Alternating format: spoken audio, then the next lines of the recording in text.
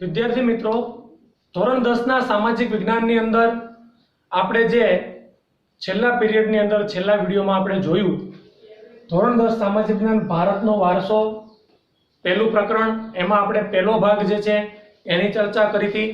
એની અંદર આપણે વૈવિધ્યસભર વારસો, સંસ્કૃતિનો અર્થ, વારસો શું છે, વારસાનો અર્થ અને ભારતીય સાંસ્કૃતિક વારસાની અંદર કઈ કઈ બાબતોનો સમાવેશ થાય છે એ આપણે જોયું. તો હવે પછી બીજા ભાગની અંદર આપણે જે ભારતના જે વારસાના બે પ્રકાર પડે છે, એક છે પ્રાકૃતિક વારસો અને બીજો છે સાંસ્કૃતિક વારસો. તમને મેં કીધું હતું કે આપણે જે સામાજિક વિજ્ઞાનનો આખો જે અભ્યાસક્રમ છે એ આ બે જ મુદ્દા ઉપર આમ તો ચાલે છે. પ્રાકૃતિક વારસો હોય તો એમાં ભૌગોલિક પરિપ્રેક્ષ્ય છે, સાંસ્કૃતિક વારસો હોય તો જે સાંસ્કૃતિક બાબતો છે, ઐતિહાસિક તથ્યો છે, ઐતિહાસિક જે કંઈ આપણે ઇતિહાસની અંદર જે વસ્તુઓ આપણે મેળવી છે અથવા તો જે આપણે વિશ્વને આપી છે એનો આપણે પરિચય આ સાંસ્કૃતિક ભાગની અંદર કરવાનો છે. તો અહીંયા પ્રાકૃતિક વારસાના રૂપમાં આપણને 4 મુદ્દા જ ખાલી છે. પછી આ 4 મુદ્દા આપણે ક્યાં ભણશું તો કે ભાઈ 1 થી 7 પાઠ પૂરા થઈ જાય અને 8, 9, 10, 11, 12, 13, 14 એ જે 7 પાઠ છે એ 7 પાઠમાં આ બધી બાબતો આવશે. પણ એને આપણે છતાં અહીંયા આપણને અભ્યાસક્રમની અંદર પહેલા પાઠમાં સામાન્ય પરિચય થોડોક આપ્યો છે, તો આપણે 4 મુદ્દાઓને સમજી લઈએ. તો જોઈએ વિદ્યાર્થી મિત્રો, ભારતનો પ્રાકૃતિક વારસો. પ્રકૃતિ, પર્યાવરણ અને માનવ જીવનની વચ્ચેના નિકટતમ સંબંધોનું પરિણામ એટલે પ્રાકૃતિક વારસો. જે પ્રકૃતિના તત્વો છે, પર્યાવરણ છે એ અને માનવ જીવન બંનેનું સહ અસ્તિત્વ, બંનેના સહ સંબંધો જે છે એ જોડાયેલા છે. એના થકી જ આપણે વિકાસાત્મક કાર્યો કરીએ છીએ. એના થકી જ આપણા બંનેનું જે સમતોલન જે છે એ જળવાય છે. જો એ સમતોલન ન જળવાય, એમાં જો વિક્ષેપ પડે તો માનવીય સંસ્કૃતિ એટલે કે આપણને જીવવું મુશ્કેલ બને અને પ્રકૃતિની અંદર પણ વિક્ષેપ ઊભો થાય છે. એટલે આપણે એક પ્રકારે જોઈએ તો આ પૃથ્વી ઉપર મનુષ્ય અને પ્રકૃતિનો સંબંધ ખૂબ જ જૂનો છે અને બંને સાથે મળીને ચાલવું જોઈએ. બંને એકબીજા માટે ખૂબ જ ઉપયોગી છે. પ્રાકૃતિક વારસો એ કુદરતની ભેટ છે. પ્રાકૃતિક વારસો તો કે ભાઈ કુદરત તરફથી આપણને મળેલી ભેટો, આ ભૂમિ દ્રશ્યો એટલે કે જમીન ઉપર જે કાંઈ દ્રશ્યો આપણે જોઈએ છીએ, નદીઓ છે એટલે કે નદીની અંદર પાણી, તો પાણીની બાબતમાં આપણે જો તમામ પ્રકારનું જે જળ છે, પાણી છે એ પણ કુદરતની અમૂલ્ય ભેટ ગણાય. તો એવી રીતે આપણે એને જોવાના છે. ભારતનો પ્રાકૃતિક વારસો વિશિષ્ટ અને વૈવિધ્યસભર છે. જેમ આપણે સાંસ્કૃતિક વારસા બાબતમાં જોઈએ કે ખૂબ જ વિશિષ્ટ છે, બીજા કરતાં કંઈક જુદો છે. જેમ આપણે જોયું કે ભાઈ ભારતની અંદર સાંસ્કૃતિક બાબતમાં શું છે તો કે ભાઈ સાંસ્કૃતિક બાબતોની અંદર ઘણા બધા ધર્મ, જાતિ, ભાષા, ઉત્સવો, તહેવારો આ બધું જોવા મળે. તો પ્રાકૃતિક બાબતમાં પણ ભારત જે છે એ થોડુંક નસીબદાર ગણાય. કઈ રીતે તો કે ભાઈ ભારતમાં આમ મુખ્ય ઋતુઓ 3 છે, શિયાળો, ઉનાળો, ચોમાસું, અને ચોથી આપણે ભૌગોલિક પરિપ્રેક્ષ્યમાં નાખી શકીએ પાછા પડતા મોસમી પવનો. તો ઋતુઓ પણ જુદી જુદી. એની સાથે સાથે તમે ભારતની અંદર જોશો તો હિમાચ્છાદિત પહાડો પણ છે, રણ પ્રદેશ પણ છે, જંગલો પણ છે. જંગલોમાં પણ બધા પ્રકારના કાંટાળા જંગલો છે, વરસાદી જંગલો છે, શંકુદ્રુમ જંગલો છે. એ સિવાય દરિયા કિનારો.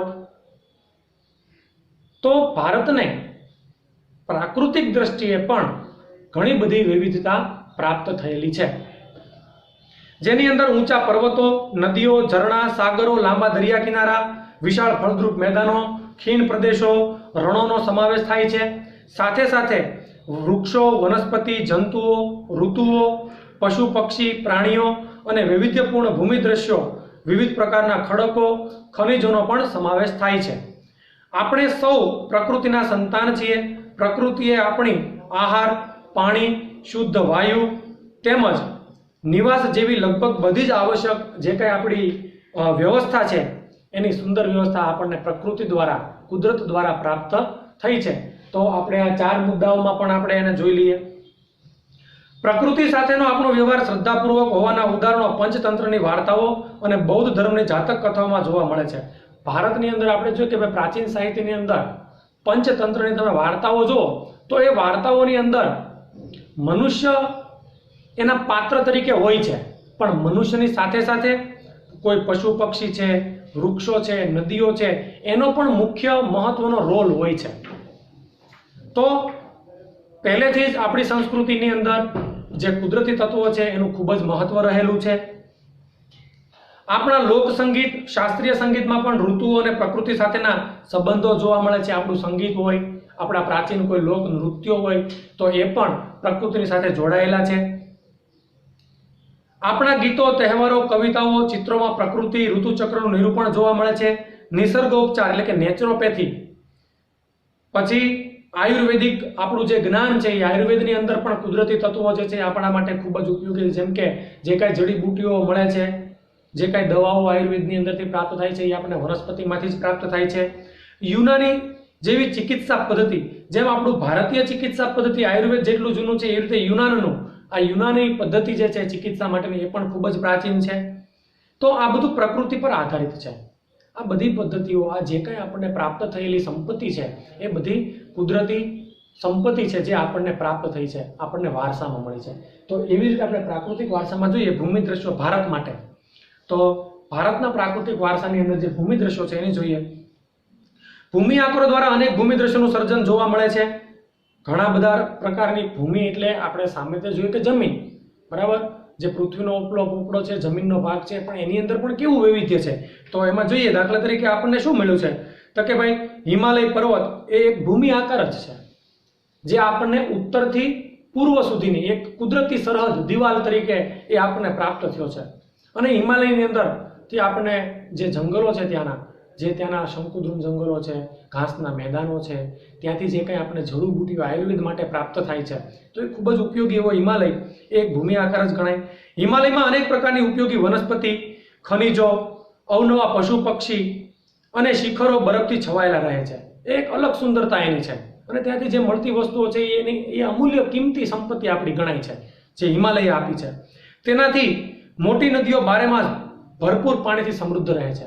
આપણે જોઈએ કે ભાઈ ભારતની અંદર જે ઉત્તર ભારતમાં અમુક નદીઓ છે તો ઉનાળામાં પણ એમાં નવા નીર આવે છે, નવું પાણી આવે છે. કેમ તો કે ભાઈ ઉનાળાની શરૂઆત થાય એટલે ગરમી પડે એટલે હિમાલયના જે બરફથી ઢંકાયેલા પર્વતો છે એનો બરફ ઓગળે છે અને એ બધું પાણી નદીઓ વાટે આપણને પ્રાપ્ત થાય છે. તો કહેવાનો મતલબ બારે માસ એ નદીઓ જે છે એ વહેતી રહે છે. તો એ હિમાલયની દેન છે. તરાઈના જંગલો પણ ત્યાં આવેલા છે. હિમાલયમાં ફરવાલાયક સ્થળો તો જેમ કે અમરનાથ, બદ્રીનાથ, કેદારનાથ જેવા યાત્રાના સ્થળો, નંદાદેવી જેવા શિખરો.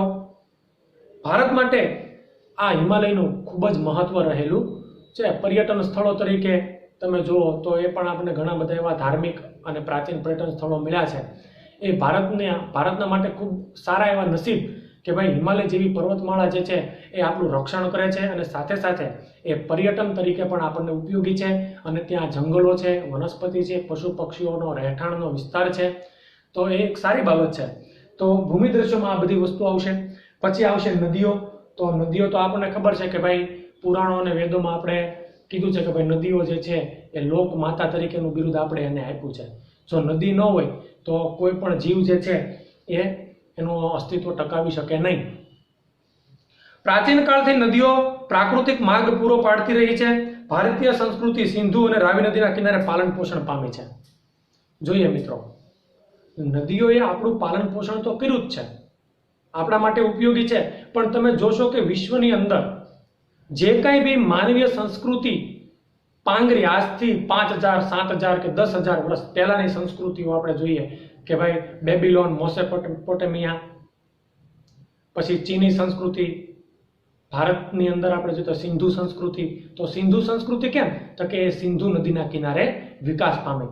તો કોઈ પણ ગામ, શહેર કે આપણી પ્રાચીન સંસ્કૃતિઓ જે છે એ નદી કિનારે પાંગરી છે. કારણ કે પાણી એ આપણી પ્રાથમિક જરૂરિયાત છે. તો એને માટે આપણે એને લોકમાતા કહીએ છીએ અને એ એક માર્ગ તરીકે પણ ઉપયોગી છે. સિંધુ, ગંગા, યમુના, સરસ્વતી, નર્મદા, ગોદાવરી, કૃષ્ણા, કાવેરી જેવી લગભગ બધી જ નદીઓએ ભારતના લોકજીવન પર પ્રગાઢ અસરો ઉપજાવી છે. અને જે આ ભારતની મોટામાં મોટી નદીઓ છે સિંધુ, ગંગા, યમુના, સરસ્વતી, નર્મદા, ગોદાવરી, કૃષ્ણા, કાવેરી અને આવી તો ઘણી બધી નદીઓ કે જેણે ભારતીય સંસ્કૃતિની અંદર આપણા જે ભારતના જે લોકો છે એના જીવન ઉપર ખૂબ જ ઊંડી અસર પાડી છે અને એનાથી આપણો વિકાસ જે છે એ થયો છે. પીવાનું પાણી હોય, વપરાશનું પાણી, સિંચાઈ, વીજળી, ખેતી, જળમાર્ગ જેવી આપણી મહત્વની જે કાંઈ જરૂરિયાતો છે એ સંતોષવામાં નદીઓનું સ્થાન અગ્રીમ છે, એટલે કે આગળ પડતું છે. આપણી આ જે કાંઈ પીવાનું પાણીથી લઈને ઉદ્યોગ હોય, વાપરવા માટેનું પાણી હોય, સિંચાઈનું હોય, કે એક રસ્તા તરીકે, જળમાર્ગ તરીકે, તો નદીઓએ આપણને ઘણું બધું આપ્યું છે. તે ઉપરાંત માટીના વાસણો, મકાનો, લીપણ તથા ઉદ્યોગોના વિકાસ માટે પણ માનવીએ નદીના પાણી ઉપર આધારિત રહેવું પડે છે. આપણે વાસણો બનાવવું હોય, મકાન બનાવવું હોય, કે પેલા જે આપણે ગાર લીપતા, છાણ અને માટી ભેગું કરી અને ફ્લોર બનાવતા માટીનું, તો એના માટે પણ પાણી ખૂબ જ ઉપયોગી છે. આપણી સંસ્કૃતિમાં પ્રાચીન કાળથી નદી કિનારાના ઉષા અને સંધ્યાના વિવિધ ભૂમિ દ્રશ્યો દ્વારા ભરપૂર સૌંદર્ય, કલા, સૂઝ અને કૌશલ્યનો વિકાસ પણ પ્રકૃતિના વારસામાંથી આપણને પ્રાપ્ત થયો છે.